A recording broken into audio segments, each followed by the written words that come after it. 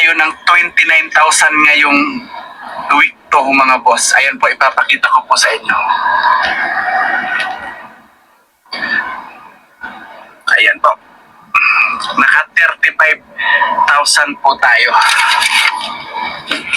Tapos sa 35,000 na yan, ang gas po natin mga boss, no? 8,600 na lang. Ang laki po ng binaba. Mamaya ipapaliwanag ko po sa inyo. Yung 35,000 po, 400, bawasan ng 8,600, kumita po tayo ng 27,000. Plus, itong incentives nating Monday to Friday na 1,450 at saka yung sa Saturday, Sunday natin na 765. Ang 27,000 po, nadagdagan po ng 2,000. Ang total po is 29,031. So ayan po, ipapakita ko po sa inyo bakit bumaba yung gas natin. Nitong Friday po mga boss, no? Di ba panggabi na tayo niyan? Ang biyahe ko niyan 1 AM to 8 PM ng umaga at 4 PM to 11 PM ng gabi. So ang napapansin ko mga boss, grabe yung binaba ng gas natin. Nagpapagas na lang ako ng 1,112, minsan hindi pa nauubos. Ang kinarga ko sa 8,600 sa isang linggo mga boss, ayan pa po siya, ayan pa po ang natira sa gas. So napakatapos, no? Yun po yung napapansin natin. Yun yung napapansin ko na pag panggabi ka, ang laki ng tipid din sa gas at mintin din naman yung kita at napapansin ko medyo mahaba din yung oras ng natin, pahinga pag panggabi. So ang biyahe ko po niyan 13 to 14 hours. Pero namimintin din naman, ayan po, namimintin po natin yung biyahe natin, no? Namimintin pa rin yung 5,000 tapos ang 30 rides araw-araw. So yun po mga boss, no? Ngayong week to, kumita po tayo ng 29,000. At saka yung sa mga bumabiyahe pa ngayon mga boss, no? Lagi po tayong mag-iingat sa biyahe. At yun lang po, God bless po sa ating lahat mga idol.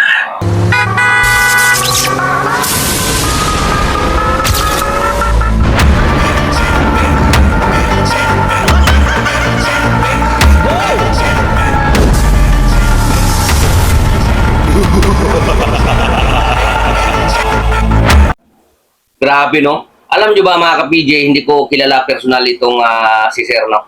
Sir Alvin, no? Ngayon lang araw na to, lumabas siya sa newsfeed ko sa FB, no? Talagang napahanga ako sa kanya kasi grabe talagang bumiyahe, no? Talo yata ako, eh. Napakahalimaw. Baka kasi itong matagal ko nang hinahanap na tatay ng halimaw. Anak lang kasi ako ng halimaw, ampun nga lang, eh. Okay, so grabe siya bumiyahe, no? 35,000 mula October 20 hanggang October 26, 35,000. At saka naka 206 rides. Grabe! Wow! Napakalupit mo. Isang linggo, 206. Napakahalimaw talaga. Tatay ka talaga ng halimaw. Galing mo, Sir Alvin, no? Grabe. Saka talaga ng mga may napatunayan na rin siya sa kanyang kasipagan. Ito talaga ang legit talaga na masipag, no? Kasi biruin mo, yung dala-dala niya, sedan lang, Vios, luma pa. Siguro yung model na kanyang sasakyan, mga 2018, ganyan. 2019, baka mga ganun to, no? Grabe, pero kung bumiyahe, talaga naman. Yan ang patunay na walang imposible talaga. Kahit sedan yung dala-dala mo, basta't masipag ka, porsigido ka talagang bumiyahe, iwasan mo yung mga tambay-tambay, puro kwentuhan sa kainan. Pagkakain, pahinga lang sa instead na itambay mo dyan, nganganga ka, kung napapagod ka, mas maganda, ipahinga mo na lang. So grabe talaga, wala akong masabi sa tao na to. Sir Alvin, saludo ako sa'yo, saludo talaga. Grabe, 35,000. Saka maintain niya, maintain, grabe, oh. 5'7", 5'7", 5'9", grabe. Nag-i-start siya ng alauna ng madaling araw, no? Grabe. Kaya yan talaga ang kagandahan naman talaga ng biyahe. Alauna yan. Wala kang traffic. Tama sinasabi niya, matipid sa gasolina kapag walang traffic. Madaling araw. Kaya kapag ganong oras ang biyahe mo, panigurado niyan, pagdating ng alas 8 ng umaga, pag tumama yung biyahe mo, sigurado na yung ano dyan, 2,000, 3,000, 3,500, di ba? Kaya mas maganda kung maaga ka lumabas. Hindi yung lalabas ka alas 10 na ng umaga, alas 11 ng, no? Wala. Hindi yun ang tamang biyahe. Pero hindi ko naman sila hinuhusgahan yung mga ganong oras bumiyahe. Diskarte naman nila yun, no? Pero kung gusto mo talagang kita na katulad niyan, di ba? Yan ang mga sample ko, di ba? 35,000 sedan, di ba? Napakalupit. Pero sa totoo lang, hindi naman ako ganun na nagulat na ganyan kita ng sedan. Kasi nga, sabi ko nga sa inyo, kahit ano pandala mo, 6-seater man yan, 4-seater man yan, basta masigasig ka, talaga naman, kikita ka naman talaga. Kung gusto mo talaga, di ba? Pero kung gusto mo patambay-tambay, sa isa pa, ito, ulitin ko ulit yung tip ko sa inyo. No? Yan, sigurado si Sir kaya ganyan ang mga earnings yan. Sigurado, back-to-back booking yan, hindi yan na, nag-aantay ng booking. Laging binabatuhan ng booking yan. Masasabi kong favorite ni Papa G yan. Bakit? Kasi sigurado ako, kahit hindi ko yan kilala si Sir, hindi ko pa nakita minsan yan, ngayon lang nakita ko yung post niya, hindi yan marunong mag-cancel. Malamang matyaga yan sa booking, kahit pitot-pitot, tinitira niyan. Ganun naman kasi talaga. So palagi kasing sinasabi ng iba, karapatan naming mga driver na mamili ng pasahero. Diba?